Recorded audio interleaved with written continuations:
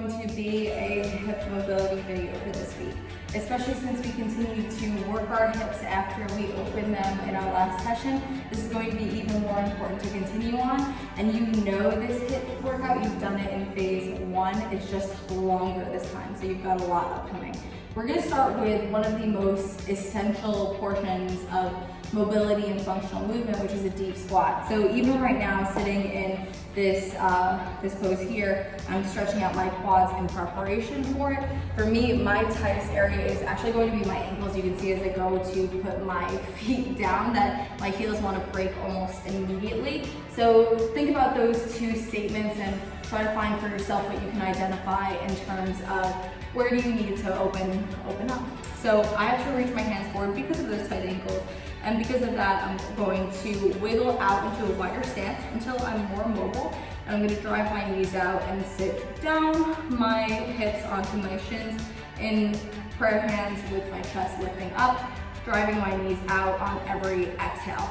Deep squat, drives out, comes in, drives out, comes in order to keep it dynamic. You can also weigh this in the front so that you can keep your chest upright and your back straight. From deep squat, we're actually going to go into Aikido poses. All these Aikido jiu-jitsu moves that are worked into our mobility regimens come from the book that I mentioned in our opener.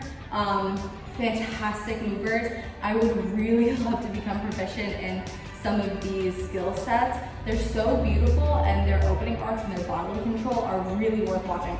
So the Aikido set is going into our deep squat. You're gonna lift up, and you'll see my heel issue here as well, but worth noting, and you can always put a weight underneath your heel in order to acclimate or accommodate the immobility that I have. And you're just gonna drop a knee and come back in, and drop a knee and come back in. And this is the Aikido set. It's sort of like a standing or squatting 90-degree angle. So good for opening your piriformis and your hips as you come through.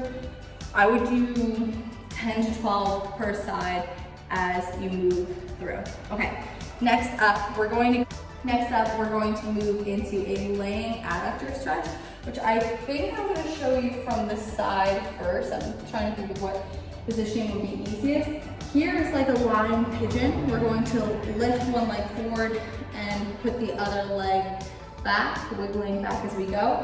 But what I'll do is I swing my leg out to the side, so it's almost like I'm standing on the phone, and I'm gonna push my knee towards you, like I'm trying to flatten my body to the ground. First, I wanna start with squeezing my knee actively into the ground and trying to touch my iliacella to the ground. You can see I have a whole gap here that I can fit my hand through. With time, what I'll do is I'll actually take my right hand and I'm going to lift my body away, driving my knee down and actively pulsing that knee just to get my adductor open because my hips are so tight.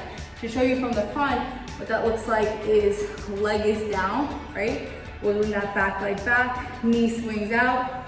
So you can see, I go straight, dynamically driving my knee into the ground, and then turning and opening my chest to really try to open up that hip.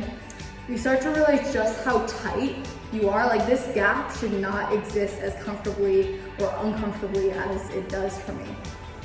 Really challenging movement as we go through it. Finally, we have our cross-legged opener, which is better for posterior chain than anything. You're gonna do both sides. So crossing my feet here, wiggling in nice and tight as if I'm trying to butterfly down. All you're gonna do is step both your hands down and walk all the way out, and then right back in. Nice and simple. You can also just kind of roll out and roll right back in. Whatever you prefer, you're gonna feel that in the glute and IT band of whatever foot is forward, or you should. So other leg crosses, tucks in, knees down, right? Try to wiggle them, and you can either walk or come back, or you can drift and come back. We're trying to actively push our chest up and keep our spine neutral as we go into this movement.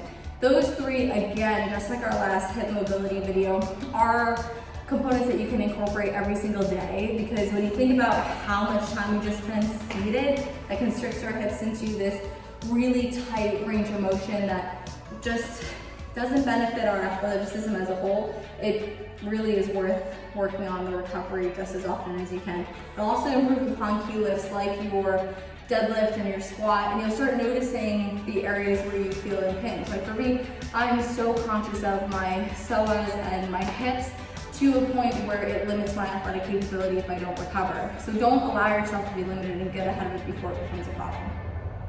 All right, that's my message. Have fun.